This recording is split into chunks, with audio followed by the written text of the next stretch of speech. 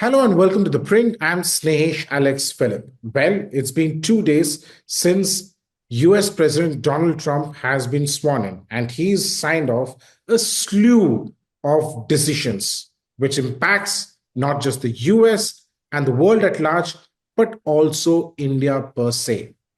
Now, to understand what Trump 2.0 would mean, how India should look at this whole new development and what are the bilateral ties going to shape up, I have with me a very important guest. Yes, I have with me Tanvi Madan, who is the senior fellow at the Brookings Institution in Washington, D.C. Welcome to the print, Tanvi. Good to be with you, Snehesh. Thank you. My first question straight away: how does Trump 2.0 look as far as India is concerned? I think there's a mixed perspective on this, right? On the one hand, it doesn't matter who is president of the United States. It is India's a key partner for India, if not India's most important or consequential partner. And so an Indian government has to deal with whoever's in power. I think there will be positive dimensions as far as the Indian government is concerned. One, that all in all, they will hope for a continuity and strategic convergence on the Indo-Pacific. There are a number of members of or that have been nominated by Trump who have a view of China that matches that of India, which is concerned about Chinese assertiveness. Yeah. You also have continuity generally in the US on this now in the last 15, 20, if not 25 years. And that not only is there a view of the Indo-Pacific, that India plays an important role. You might have others who are pleased that, for instance, you have a Trump administration coming in saying should not be telling countries what their political and cultural choices should be. We should deal with countries as they are rather than as how we wish them to be. But there are also aspects where, as we've seen in the last few days, where even if the bilateral dynamics are working well, and you see an Indian government that's confident that it managed to deal with the Trump 1.0 administration effectively, all in all, at least relative to other countries, that Yeah. it can do so again.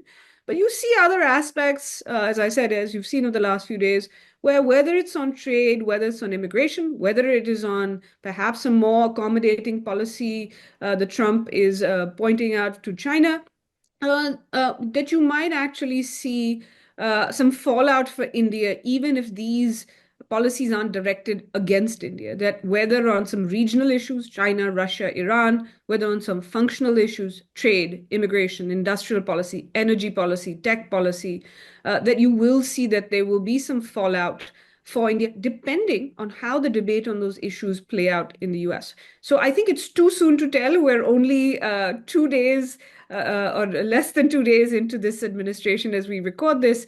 And some of it will depend on A, how these policies actually work out, and B, how India handles them and how they approach the Trump administration. Well, true. You've got a point there. You also mentioned the fact that Trump is appointing people who are known for their strong views on China, which matches similar to what India has, right? So Trump ran a campaign which was high on rhetoric when it came to China. But his actions post that seems to suggest a different sort of an approach, a more pragmatic approach. He first invited Xi Jinping for his swearing in ceremony, right? Sorry, not the swearing in, but oath taking ceremony. But Prime Minister Narendra Modi was not extended the same courtesy. Why is that so? And second, the Trump again made a surprise call to Xi Jinping, right? And they had a conversation even before it took over as the president. And then immediately, one of the first decisions that he took was relief to the TikTok group, which is a Chinese one. So there seems to be some kind of contradictions. I'll come to China. I'll just make one point because I've seen this often debated in kind of social media and media. I would not assume that Prime Minister Modi did not get an invite. We don't know that he did. We saw in the first Trump administration that India was very careful and discreet about putting things out there, not wanting, if Trump put it out there, that's different. They will be very careful about what they put out there. But I would not assume that Prime Minister Modi did not get an invite.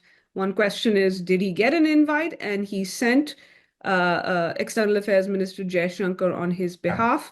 That is something historians will find out if and when the papers ever open up. So I would just say, let's not assume that. On China, Let's I not jump the actually gun there. Is that what you're saying? Yes, I would not extrapolate from that too much beyond that we know because it was put out there that Xi Jinping did get an invitation. Now, I don't actually think that's all that surprising. In fact, I wrote in Indian Express before the election that this was a possibility because we've actually seen this as a possibility with Trump. Even in Trump 1.0, if you remember, the first 6 months or so, you saw Trump reach out to Xi Jinping, host him at Mar-a-Lago, Yeah. send a delegation to the first Belt and Road Forum that India boycotted. And it was only when China didn't, he, in his mind, did not deliver on promises to do with a trade deal and to do with North Korea, that he turned in some ways more assertive and started aligning with the hawks in his administration. He also, even during the campaign, you saw his own competing instincts on China, even just and as recently in the transition period, in an interview he gave to Hugh Hewitt, where on the one hand he talked about Xi Jinping and he has admiration for him, wants to do a deal with him, and he's even said, we can make the world safe together, talk about a G2. But on the other hand, even in that interview, then he says, but we have to compete with China on tech, on shipbuilding, and then he's pointed out when he's talked about Greenland and American dominance there, he's put it in terms, or on Panama, that put it in terms of we are worried about China in the Western Hemisphere, what the U.S. used to call its own neighborhood. Yeah. And so I think you've seen these competing instincts. It should not be surprising. But it does have implications for India because it's not just Trump. Yes, he has people like Marco Rubio, Secretary of State, National Security Advisor, Mike Waltz, the Treasury Secretary, Scott Bessent, who have expressed what you could call China hawks. But you've seen others, for instance, people, some of the influencers, Elon Musk, Jeff Yass, but also Tulsi Gabbard and others who've called for who's a director of national intelligence nominee, who've actually called for a much more accommodationist, engagement forward first view of China. So it's Trump's own competing instincts. It is his the different people in his administration who there'll be different faction. They will debate this in different dimensions. But then I think it'll also depend on how these conversations actually go. What does China actually deliver? What does China actually do? Why is this a subject of concern for India? Because an America that has taken a more assertive position towards China sees India as more important, not just because it's an economic partner, but because it's strategically important. Second, it has paved the way. The US is not giving access to India for technology or thinking about it in supply chain just because it loves India, but because of China competition. Yeah. And so it makes India more important. Plus for India, the US is part of its balancing strategy vis-a-vis China. India cannot alone ensure that there's a multipolar Asia. And so an America that actually does take a more G2 view of the world is of concern because Beijing might mistreat that as an opportunity to act out against countries militarily or in other ways, put more pressure on India. When China is concerned about the US, it actually it's more likely to work with India, as we've seen in the last few months. When it thinks it has space with the US or that the US isn't committed to the Indo-Pacific, China might behave in a more assertive manner. So it is an important issue, but I think kahani abhi baki hai. Kahani abhi baki hai. Well, you are right. I think one of the main reasons why there has been a kind of a let off in tensions in eastern Ladakh, in Depsang and in Demchok, is primarily to do with China wanting to ease the tensions with India, keeping possible a harder Trump administration in mind. But things could change.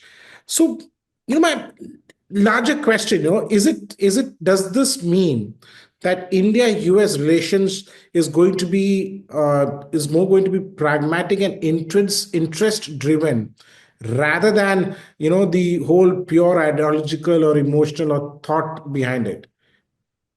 I think India's relations with the US have always, or have for years been, at least for the last, since the end of the Cold War, been pragmatic and interest driven. And particularly, I think you saw this since the nuclear deal. You have seen for India, why has it overcome or tried to overcome the hesitations of history? Because if you just go down the list, if you include trade in goods and services, the US is India's #1 partner. It is, Yeah, I think, the second largest source of LNG for India now, maybe the fourth or fifth largest source of oil, is a key source of technology and capital for India, key source for jobs and remittances actually now. I think the US, I think, was now #2 or #3 in source of remittances for India. So I think you've seen the US become important. And so it has made sense, despite some skepticism, continued skepticism in the strategic community, yeah, or even in the ruling party, sometimes expressed. You see for India, you've seen an Indian government, whether the previous one or this one, that have actually engaged with different governments and adjusted their policy and adapted their policy according to their kind of emphasis. The US has also been pragmatic and interest driven. When President Biden took office, I remember there was a lot of skepticism in India that he's only going to focus, on the values question. He's not going to be good for India, etc. yeah, I think history will show this has been one of the most productive phases of the US-India relationship.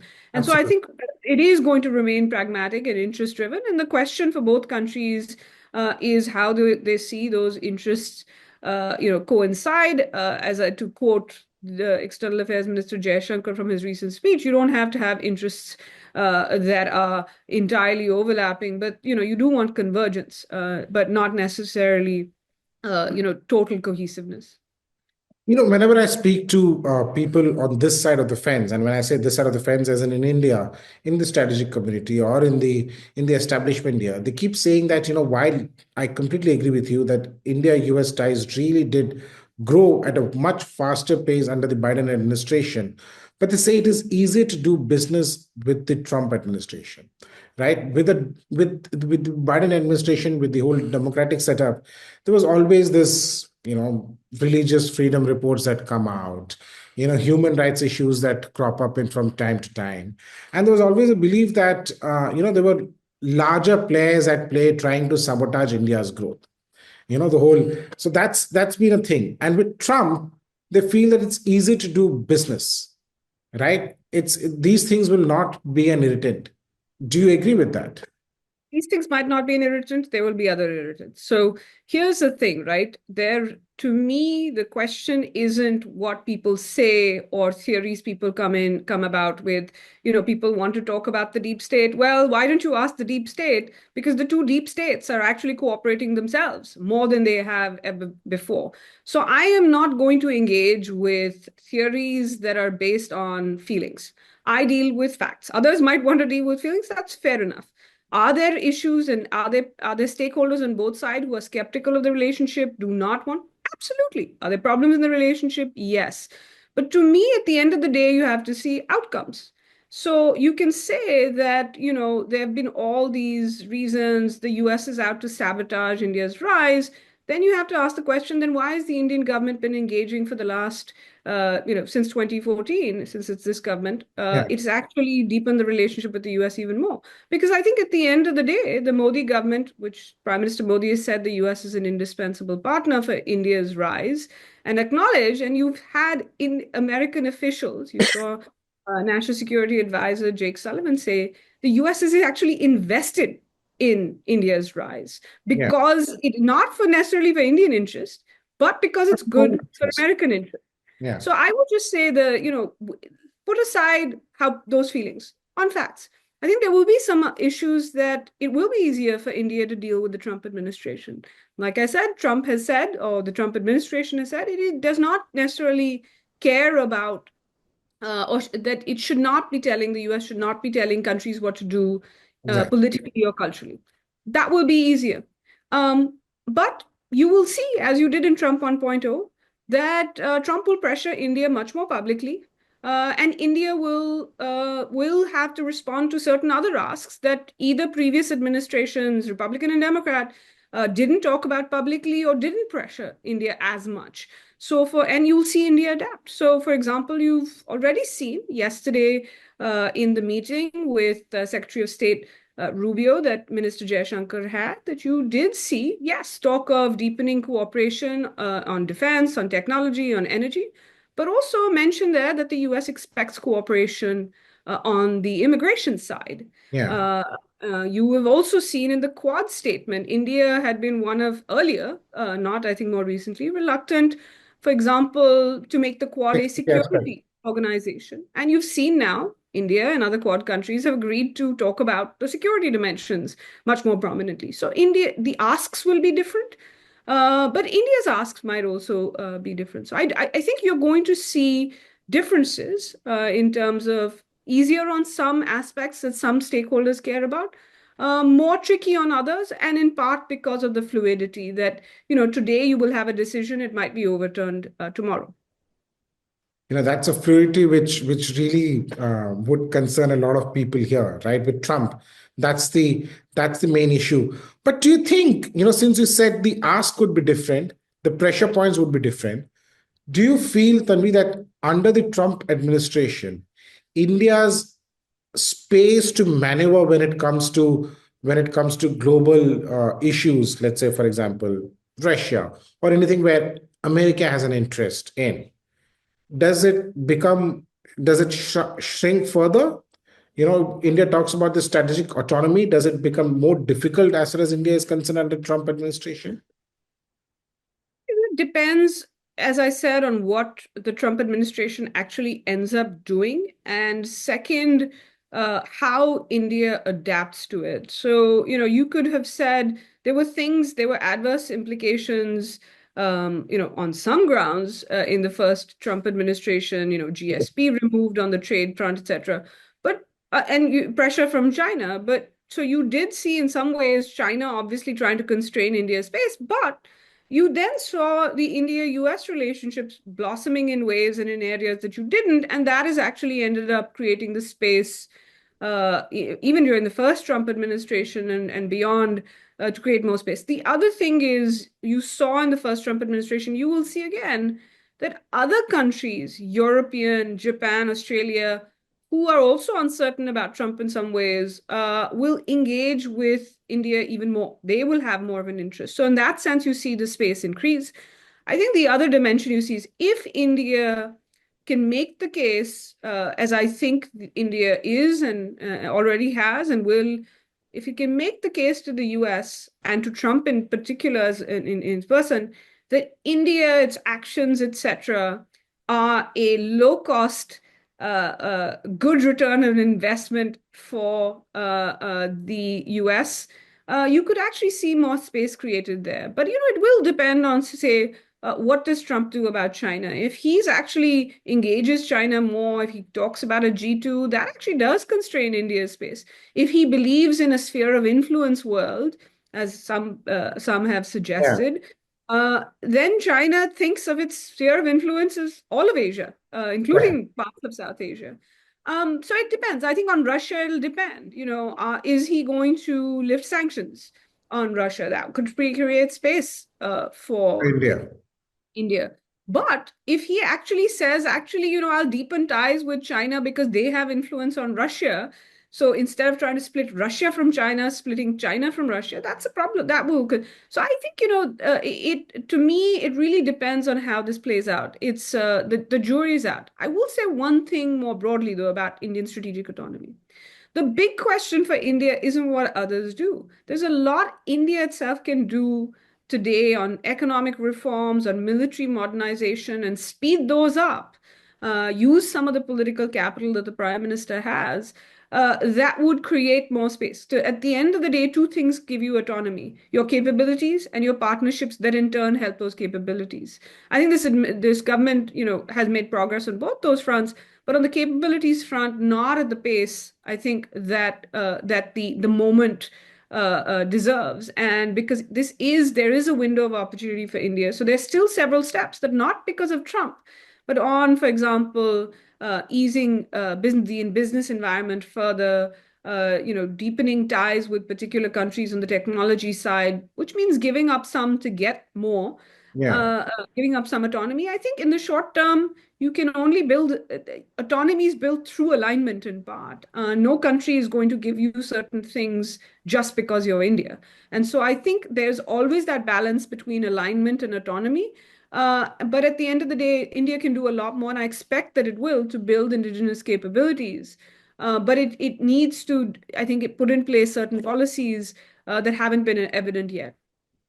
So you're saying India should be more open in coming closer to the US than what it is right now. Don't think it's a question about the US. I think they're irrespective of, I think India is already aligned on certain things with the US and not aligned with the US on, say, for example, hasn't been on Russia, Yeah. or for that matter on Iran. I think nobody in the US expects India to be an ally, even if the term is used loosely. I don't think the US is offering India an alliance. But I do think there will be asks, say, from the Trump administration for India to open up its economy further. Uh, I think, regardless of what Trump is asking, that is something managing the consequences of that for key constituencies, and this has often been a political hot potato in India. But there are reasons for India to do so because it will build. So I'm saying India can build its own, strengthen its own capabilities. That doesn't mean stepping away from its policy of diversifying its partnerships, Yeah. but it does mean doing more to make itself attractive to those partners geopolitically and particularly economically. You shouldn't have to have a government tell its businesses to go to India. The businesses should want to go to India. So you're saying India should learn the trick of give and take, that you have to give something to actually take something also. Yes, and I actually think India should be confident about its ability to deal with a more open economic environment. After all, India's economy took off when India liberalized. I think Indian businesses can compete. They have shown they can compete, and in fact, with competitors across the board. Not just that, opening up around the world has actually led to opportunities for Indian companies abroad. Some of the most protectionist companies in India in the old Bombay Club days, when they argued for India to remain closed, today a lot of their revenue comes from abroad. So I think, we're going to see competing instincts in India, where some will make the argument that actually, look, all countries are becoming more closed. And so we should, in fact, close up even more. But I don't think that would benefit, it's just my view, I don't think that would benefit India in the long term. A question has to be asked. Why is Vietnam getting more of the China plus one or China diversifying away from China business than India has? And to briefly, even Bangladesh was. This should be India's moment.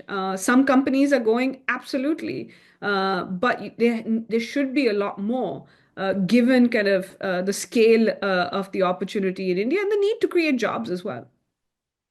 You've twice mentioned this fact that a lot will depend on Trump's policy as far as China is concerned, right? And you also have this character called, Elon Musk, who's there. So he's not a politician; he's a big tech guy, but who has considerable influence on Trump as of now. So a lot of this China policy could also be driven by, could also be influenced by Elon Musk. How critical is Elon Musk to Trump? And do you foresee this friendship or this partnership to continue, or do you think that it's going to veer off sooner than expected?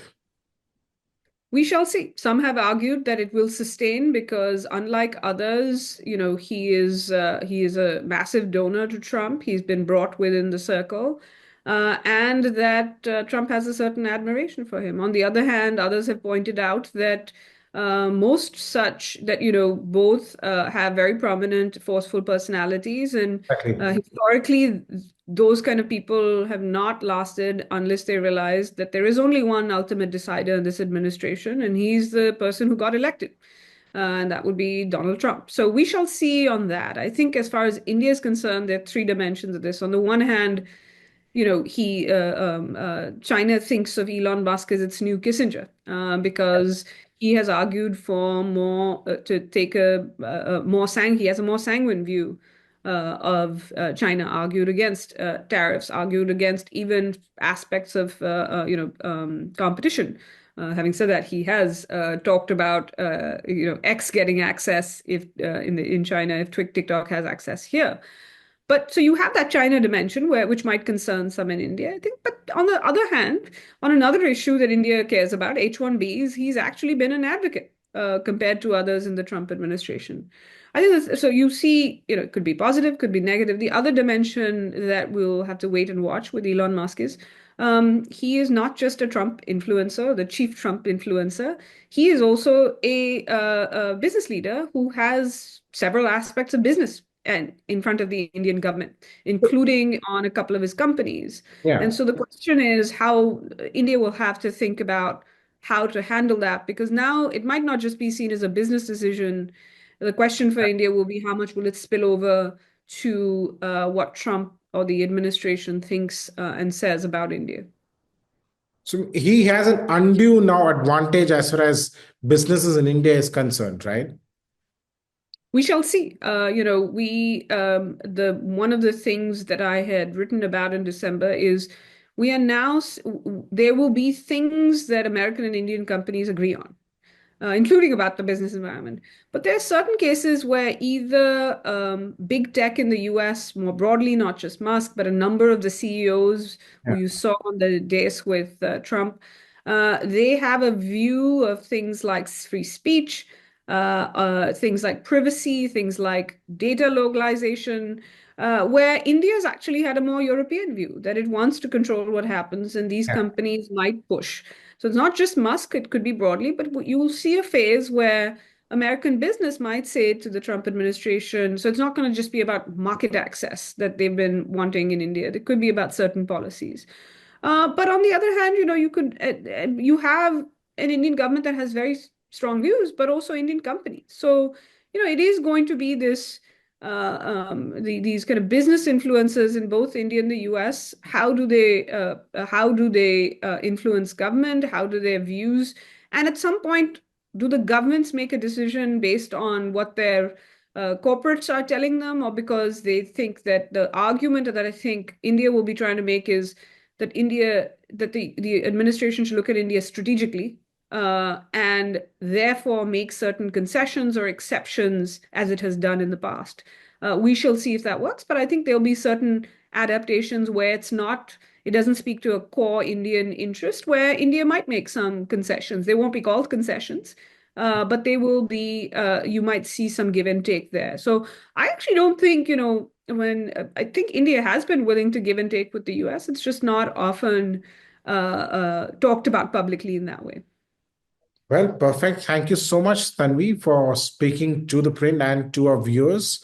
I think one will really have to wait and see, the Trump 2.0 really unfold for us to really take any big lessons here. But as of now, the fact that, Jaishankar, the External Affairs Minister, Dr. S. Jaishankar, was there at the first row, while the two other foreign ministers, the Quad foreign ministers, is two rows behind.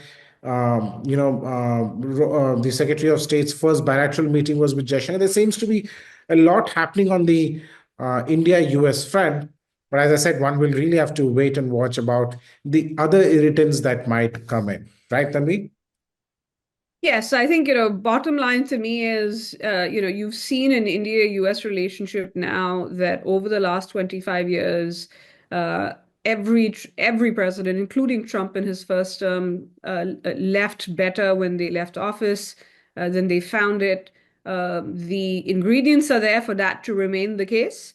But it will depend very much on how certain key debates and consequential debates for India play out within the Trump administration, and second, how India adapts to them. But I will expect India to continue to invest in ties with America, to adapt to the new Trump administration, and third, to try to insulate itself on some of the fallout that will come. And it'll do that through building capabilities, through building other partnerships, and through perhaps also trying to manage and stabilize the China relationship.